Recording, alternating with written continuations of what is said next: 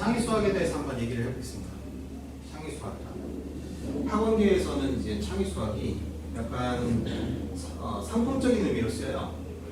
뭐냐면 KM어를 공부하거나 이런 걸 할 때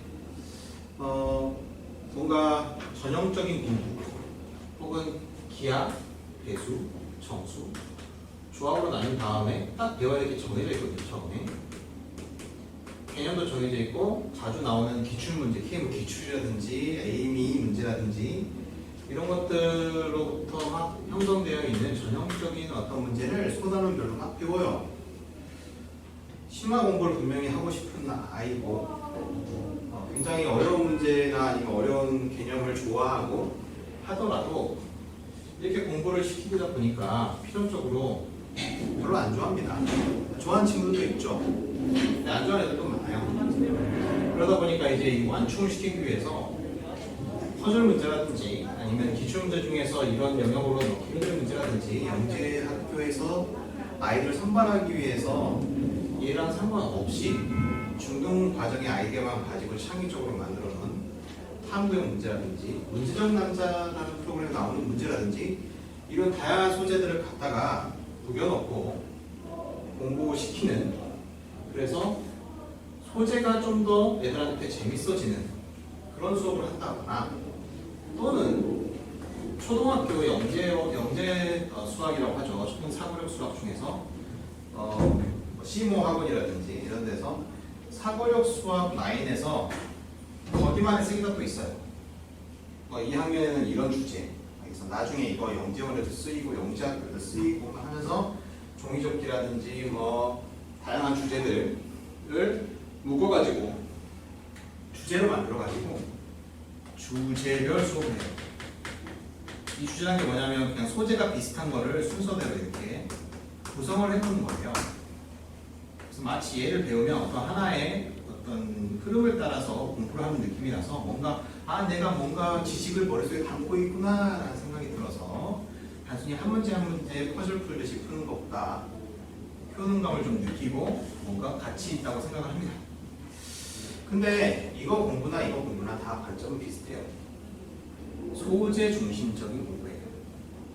그러니까 왜 공부하고 이 수업을 통해서 뭘 키우고 싶은지에 관심이 별로 없고 시험에 뭐가 나오고 그걸 풀기 위해서는 뭘 먼저 공부하면 좋고 그걸 또 그냥 풀기 위해서가 아니라 빨리 풀고 정확하게 풀려면 뭔가 숙달을 시키고 싶은데 숙달을 시키고 싶으니까 그것들과 관련되어 있는 문제들을 막 공부하게 되는데 이 과정에서 여기에 포함되지 않은 문제들도 많이 출제가 되다 보니까 그런 것들을 모으고 또 영재학교 입시라든지 여기서 이런 문제가 나온다고 하니까 그게 이런 것들 공부로 커버가 안 되기 때문에 모아서 이런 것도 해야 된다. 굉장히 구시대적인 불상이에요. 이렇게만 세상 일이 돌아가면 편하겠어요. 근데 사실은 창의 수학이라는 건 굉장히 좋은 도구예요. 사실은 창의 탐구 수학이라고 하는 게 저는 맞다고 생각합니다. 왜냐하면 소재 자체가 조금 다른 영역별로 막 익숙한 거를 푸는 것보다 익숙한데 조금 더 어려운 걸 풀고 익숙한 거에 상위 개념을 풀고 이런 게 아니라 못 봤던 것들 이런 것들이 굉장히 많이 나오는데 풀이를 보고 나면 엄청 생각하기 어려운 아이들도 있지만 절반 정도의 문제는 이거 상식적으로 풀 수 있는 거였고 알고 있는 개념만으로도 풀리는 거였네 싶은 문제들이 꽤 많아요. 그런 문제들이 많으면 뭐가 좋냐? 자, 지금부터 이런 걸 하기 좋습니다. 자, 이거가 어떤 있는 용어입니다. 낯설게 하기를 만들기 좋아요. 이미 알고 있는 상황이 아니고 걔랑 완전 동떨어진 건 아니고 약간 다르거나 익숙한 거랑 비슷해 보이는데 아니거나 뭔가 익숙한 거라고 생각한 거랑 비슷한데 완전 다르거나 좀 다르게 느껴지는 이런 상황을 접하는 거, 그걸 접하게 하는 거, 이걸 낯설게 하기로 합니다. 낯설게 하기를 통해서 우리는 뭘 하냐, 이런 상황을 딱 접하면 흥미가 생겨요. 평소보다 조금 더 흥미가 생겨요. 여러분도 이거 많이 경험했을 거예요. 뭔가 되게 익숙한 이건 이거다라고 알고 있는데 친구들이 사실 이거 아닐 수도 있어 하면 뭐라고? 이런 생각이 들잖아요. 조금 더 흥미가 이제 잊어버렸던 흥미가 좀 다시 생각나고요. 머리가 금방 이거 왜냐하면 사람들은 자기가 익숙한 거를 바꾸기 싫어합니다. 그러니까 이 낯선 상황도 익숙한 거랑 똑같은데 왜 그렇게 낯선다고 하지? 그래서 뭔가 익숙한 상황으로 만들고 싶어가지고 머리를 막 써요. 머리를 막 굴려요. 근데 알고 보니까 익숙한 상황이 아니야. 그럼 어떻게 해야 되지?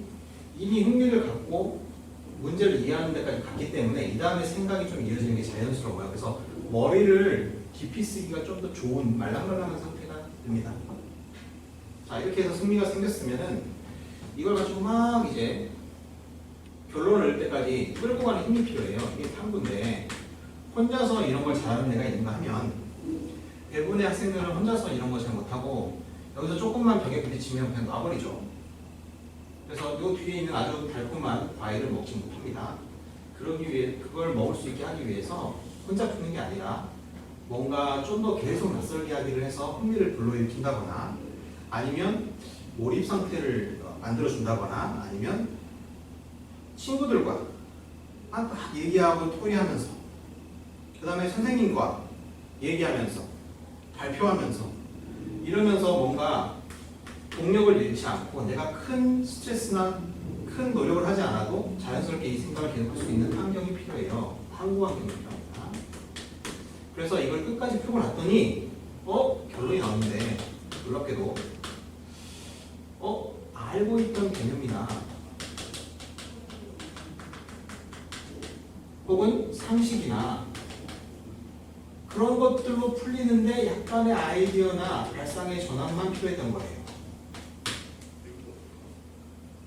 아이디어가 너무 커버리면 아이디어에 짓눌릴 수가 있는데 이런 것들이 좀 더 크면 나 왜 이 생각을 못했지? 이거 다 알고 있는 거였는데 나 할 수 있었는데 그러면서 어떤 느낌이 드냐면 알고 있던 개념을 다시 보게 됩니다. 내가 가지고 있던 상식을 어떻게 이용해야 될지를 깨닫는 거예요.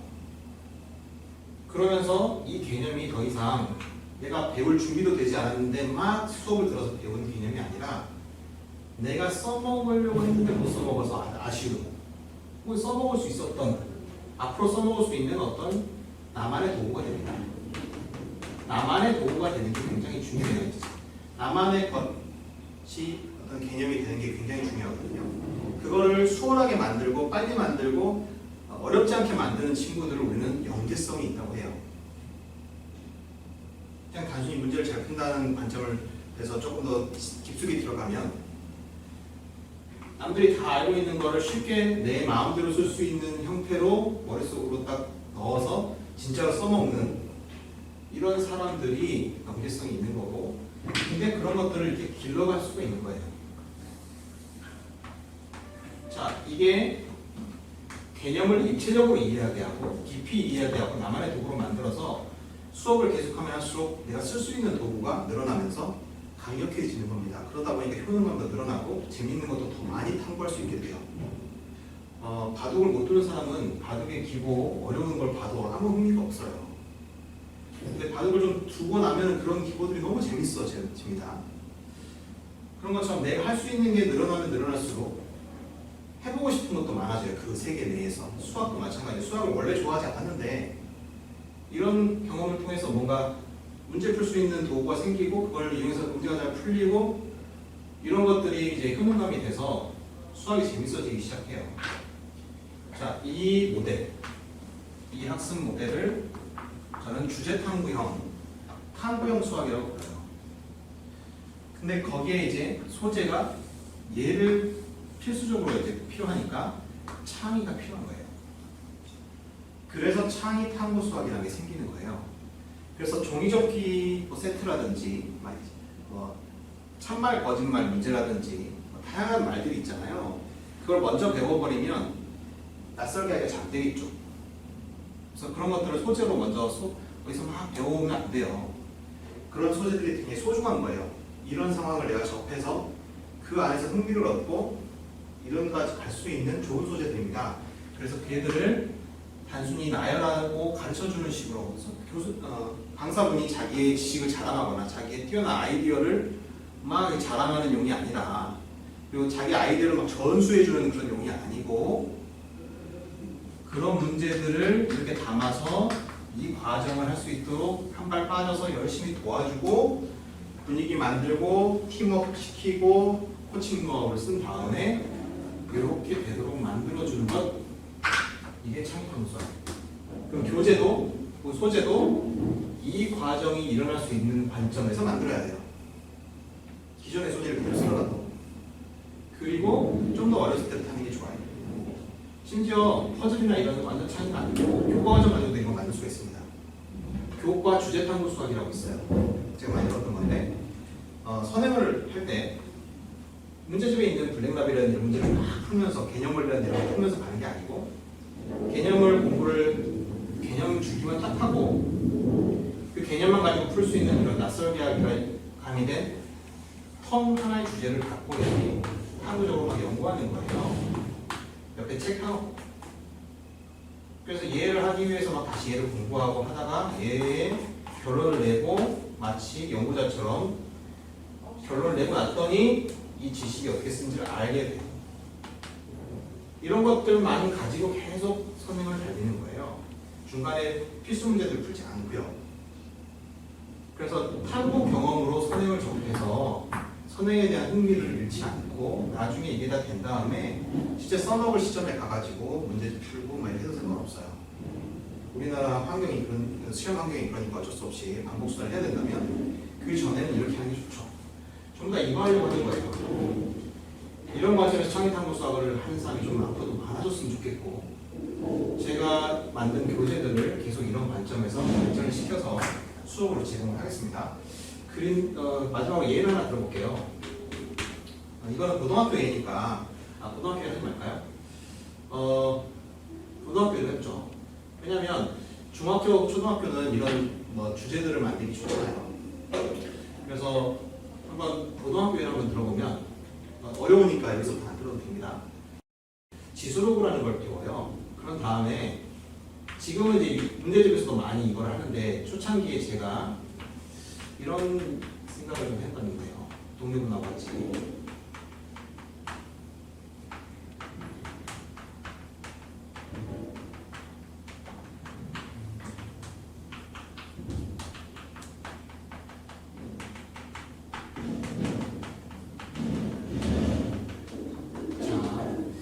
이 네 가지, 이거는 그 승리였습니다. 제고.